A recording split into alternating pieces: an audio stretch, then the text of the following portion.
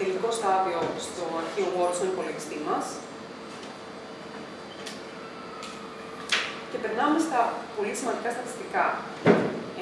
Βλέπουμε στατιστικά των ατομικών συνεδριών αυτή τη στιγμή ένα διάγραμμα απουσιών και καθυστερήσεων. Μπορούμε για παράδειγμα να δούμε ότι επιλέγονται σε ένα θεραπευόμενο.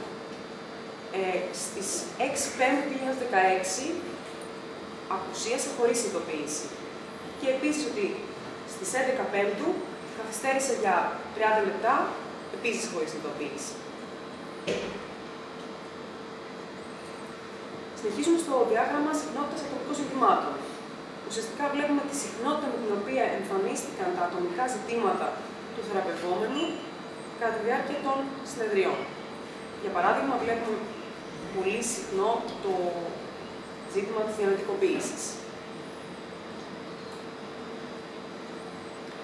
Υπάρχει η δυνατότητα όμως επιλογής ενός συγκεκριμένου ατομικού ζητήματος, οπότε όταν το επιλέξουμε, απεικονίζει τη συχνότητα του επιλεγμένου ζητήματος σε συνεδρία.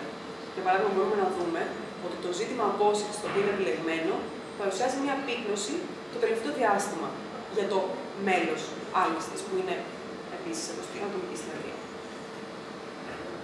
Προχωράμε στα στατιστικά των ομαδικών συνεδριών. Βλέπουμε το διάγραμμα συναλλαγών με φίλτρο επιλογής, ομπού και δέκτη. Για παράδειγμα, το συγκεκριμένο διάγραμμα δείχνει ότι ο πομπός Γιάννης, το μέλος Γιάννης, με δέκτη την ομάδα, είχε μία αρνητική συναλλαγή στις 11 Πέμπτη 2015, σύμφωνα με την κωδικοποίηση, τη χρωματική κωδικοποίηση στο υπόμνημα κάτω. Βλέπουμε τις συνολικές συναλλαγές. Το διάγραμμα των συνολικών συναλλαγών παρουσιάζεται το σύνολο των συναλλαγών όλων των μελών, ανά συνεδρία, και πώς αυτό μεταλλάσσεται βάρος του χρόνου. Όπως μπορείτε να δείτε, υπάρχουν ημερομηνίες καθώς και η συχνότητα των συναλλαγών. Συνεχίζουμε με τα στατιστικά των ομαδικών συνεδριών και των ομαδικών ζητημάτων. Στο συγκεκριμένο διάγραμμα απεικονίζεται η συχνότητα εμφάνισης όλων των ομαδικών ζητημάτων που παρουσιάστηκαν στις συνεδρίες. Για παράδειγμα, η απόσυρση και ο αποδιακοπέος τράβος έχουν μεγάλη συχνότητα στην ομάδα.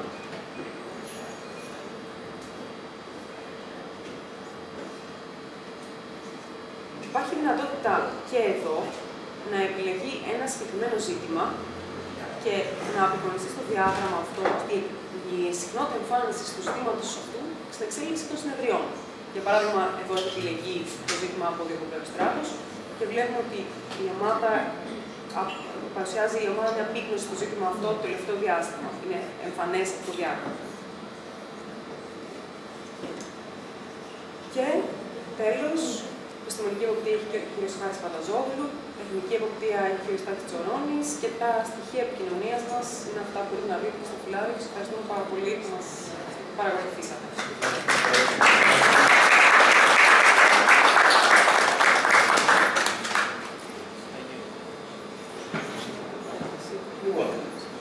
Από εδώ και πέρα είμαστε έτοιμοι να απαντήσουμε σε ό,τι ερώτηση πιθανόν να έχετε για αυτά που είδατε. Η παρατήρηση ή κάποια συμβουλή που έχετε, κάποια